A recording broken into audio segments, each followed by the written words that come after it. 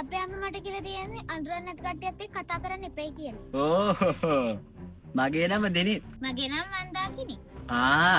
මගේ ගෙවල් තියෙන මීට එහා පැත්තේ පාරේ. මගේ ගෙවල් තියෙන මේට චුට්ටක් ඉස්සරහා. චුට්ටක් ඉස්සරහද? මම නම් ඩ්‍රයිවර් කෙනෙක්. ඔයා? පේන්නේ නැද්ද මම මේ ස්කෝල යුනිෆෝම් එකක් අඳන් ඉන්නේ කියලා? මොන ඉස්කෝලේද යන්නේ බබා? ගාල බාලිකා විද්‍යාලයට මං යන්නේ. එතකොට බබා කීයේ වසරේද? මම ඉන්නේ 4 වසරේ. ඒකනේ. දැන් ඔයා මගේ ගැනත් ඔක්කොම දන්නවා. මමත් ඔයා ගැන හැමදේම දන්නවා. දැන් අපි දෙන්නේ යාළුවනේ. දැන් අපිට මෙතන ඉඳන් කතා කරන්න පුළුවන්ද? චොකලට්? ඔයා චොකලට් වලට ආසද? ගොඩක් ආසයි. මම ඔයා ගෙදරට ගිහින් දාන්නද? එහෙනම් යා.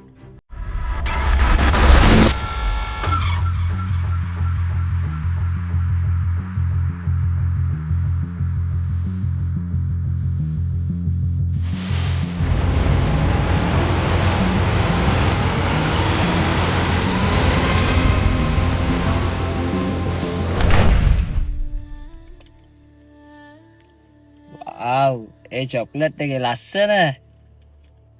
මමත් ආසයි වගේ චොක්ලට් එකකට. මාමට කැල්ලක් ඕනද? එපා බබා. දැන් අපි දෙන්න යනවනේ. එතකොට අපි දෙන්නත් එක්කම චොකලට් කමු. දැන් යමුද?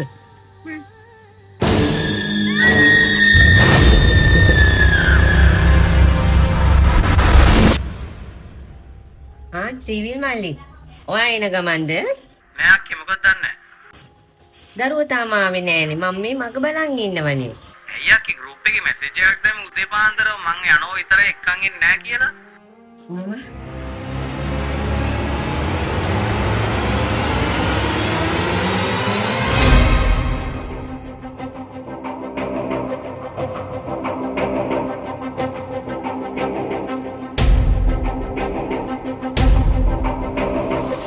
අනේ බලන්න මල්ලි තාම දරුවෝ ගෙදර ආවේ නෑ. ඉස්කෝලේ ඇරිලා දැන් පැයක් විතර වෙනවා. මල්ලිට පුළුවන් ද පොඩ්ඩක් මගේ දරුවා ඉන්නවද කියලා බලන්න එන්න. හරි අක්කේ හරි මම බලන්නම්.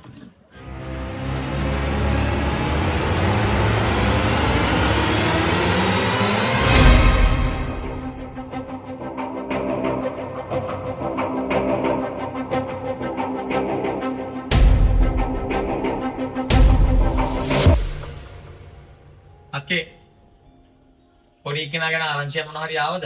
අනේ නෑ මල්ලි තාම ආරංචියක් ආවේ නෑ. මං දරුවගේ හැම යාළුවෙකුටම කතා කරලා බැලුවා.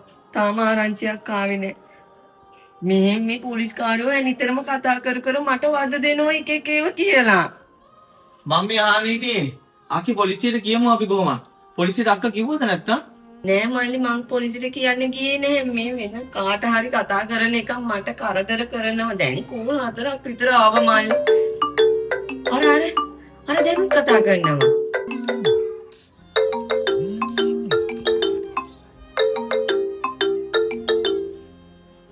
අයියෝ සර් මං කී සැරයක් කිව්වද? ඇයි සර් මං මෙච්චර කියද්දිත් මටම ගන්නෙ? මේ පස්වෙනි කෝල් එකද කොහෙද සර්? මම නෙවෙයි මේ කෝල් එකට ආන්සර් කරන්න ඕන. හරි කෙනා හොයලා කෝල් එක ගන්න සර්. ඇයි අක්කේ? අර මං කිව්වේ මල්ලි මට කෝල් අරගෙන කරදර කරනවා කියලා. අනේ මල්ලි ඔයා පොඩ්ඩක් කතා කරලා බලන්නකෝ මොකද මේ කියන්නේ කියලා. හෙලෝ කී පාරක් නම් කියන්නද? මම මේ ගාල පොලිස් ස්ථානයේ කොස්තාපල් කතා කරන්නේ. මේ කුණු ගොඩක් ගාව අවුරුදු 8ක 9ක විතර හඳුනානුගත් පාසල් දරුවෙක්ගේ මල් සිරුරක් තියෙනවා. එයාගේ බෑග් එකේ පොත්පත් වලට සටහන් වෙලා තියෙන විදිහට මේ දරුවගේ නම මන්දාකිනි. දරුවගේ අම්මගේ නම වසන්ති. ඒකයි අපි මේ කෝල් කරන්නේ. කරුණා කරලා එයා මේ මම එවන ලොකේෂන් එකට ක්ලීන් එන්න. හරි සර් එන්නම්. මල්ලි මගේ කෙල්ල නෙමෙයි නේද?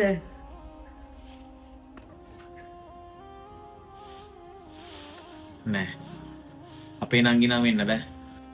ඒක තමයි මල්ලි මාත් කියන්නේ. ඒ වුණාට පොලිසියේ සර්ලා සැරෙන් සැරේ මට කතා කරනවනේ. අක්කේ ඒ කොහොමද නංගි වෙන්න බෑ. ඒ වුණාට අපි චුට්ටක් ගිහිල්ලා බලමු. නෑ මල්ලි.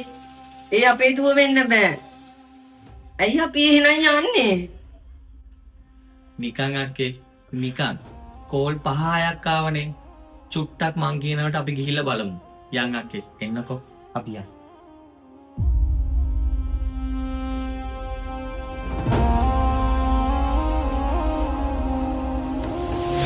කොහෙද යන්නේ? අරස පොඩි එක්කෙනෙක් නැති වෙලා කියලා කෝල් එකක් ආවේ මේ අම්මට. මෙයාටත් අපි දිගින් දිගට කෝල් කරේ. ගිහින් බලන්න අර බොඩි එක අඳුරනවද කියලා. කුලගිරිහිස උදුල සඳ මඩල දුටු නැත රැවටුනා තමයි කිමද මේ තරම් මේ ගැන හිනහෙන්නට කාරණා මොහුන රතු වෙලා දෙනෙතින් කඳුළු පනින තුරු එනියට ඔහොම හිනා වෙනකොට උඹ ලස්සනයි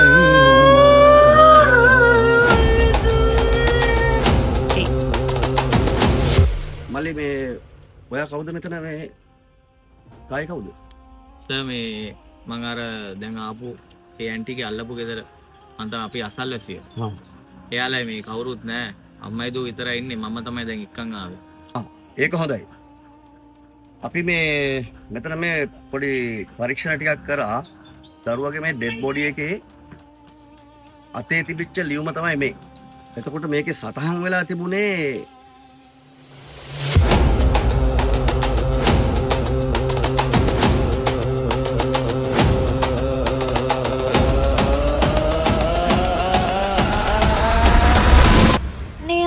මට ගොඩක් බය හිතෙනවා අම්මේ.